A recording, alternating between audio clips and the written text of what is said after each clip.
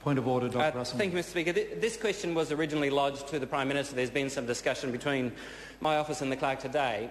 The question I have, and I'd ask your direction on, is this is a question directly about the activities of the Prime Minister's staff, the staff working in the Prime Minister's department.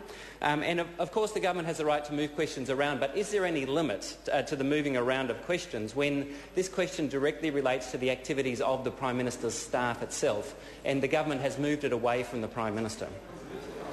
On order, the staff are the responsibility of ministerial services, and the minister responsible for ministerial services is the appropriate minister to answer to this question. I think it's not unreasonable for that to be shifted. I invite the member to ask his question. Dr. Russell Norman. Thank you, Mr. Speaker. My question is to the minister responsible for ministerial services. Have any of his staff corresponded with the leader of the opposition or his staff regarding a 3 News election debate involving all the minor party leaders? The Right Honourable Prime Minister. Mr. Speaker, yes. One staff member provided the Labor's Leaders Office with copies of letters sent to media organisations about campaign debates. Dr. Russell Norman. Supplementary. Thank you, Mr. Speaker. Were there other verbal communications between his staff, particularly the Prime Minister's office staff, but any ministerial staff, and the Leader of the Opposition staff regarding this debate? And if so, what was the content of those communications? The Right Honourable Prime Minister. Sorry? Well, it's just a courtesy. I could say the Right Honourable John Key. Mr. Speaker, in terms of, I'm not aware of all of the communications between my staff, but in terms of ministerial staff acting in ministerial capacity, not to the best of my knowledge. Dr. Russell Norman. Thank you, Mr. Speaker.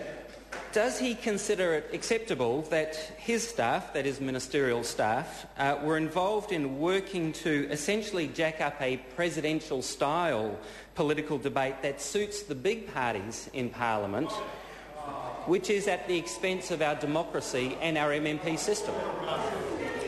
The Right Honourable Prime Minister. Mr. Speaker, I don't believe that to be an accurate description. Dr. Russell Norman. Thank you, Mr. Speaker. Given that there was always going to be a head-to-head debate on TV3 between the Prime Minister and Phil Goff, why is the government so scared of a debate which would involve other party leaders? Order. I don't believe I need the Leader of the House's assistance on this. That question is quite out of order. This question relates to the only grounds that the Minister responsible for ministerial services can be questioned on are the actions of the staff. The leader of a political party can't be questioned during question time in the House, and why the leader of a political party may or may not have a view about leaders' debates. Dr. Russell Norman, I'll give him a further opportunity. I don't want to deprive him of a supplementary question to reword the question. Thank you, Mr. Speaker. Has he received any advice from his staff as to the fact that there was always going to be a TV3 debate which involved Mr. Key and Mr. Goff? And why is it, therefore, that the staff provided him with advice that he shouldn't engage in a debate which involved all political party leaders? The Right Honourable John Key. Mr. Speaker, in terms of the first bit, yes, I'm aware there's going to be head-to-head debate with the Leader of the Opposition. In terms of the latter point, the member's assertion is incorrect. Dr. Russell Norman. Thank you, Mr. Speaker. Does he get advice from his staff that it's better to appear on lightweight shows like Letterman or Tony Veitch rather than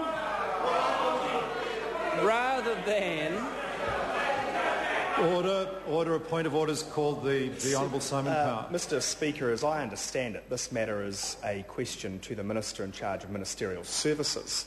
The question that's just been put by the Leader of the Green Party would not fit within the ambit of that Minister's responsibilities. I'll hear Dr. Russell Norman briefly. Mr. Speaker, it's a question as to advice which the Minister receives and the nature of that advice. That could apply equally to the Minister for Ministerial Services as the Prime Minister. I believe the point made by the Honourable Leader of the House is valid, that the minister responsible for ministerial services was not appearing on any of those shows as far as I'm aware. And so the member can't pose a question that way because he's not questioning the Prime Minister, he's questioning the Minister responsible for ministerial services. I'll hear the Honourable Trip Mallard. I think if the question was rephrased, did the ministerial staff give any minister that advice, it would be in order. Order. I'm on my feet. Order. Now, the member gave me probably a deserved lecture about me,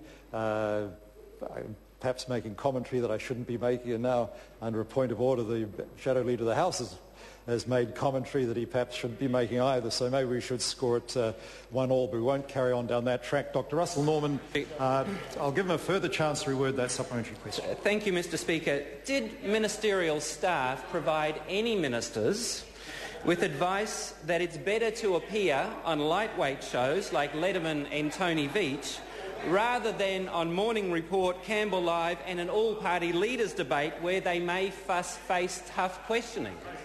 The Right Honourable John Key.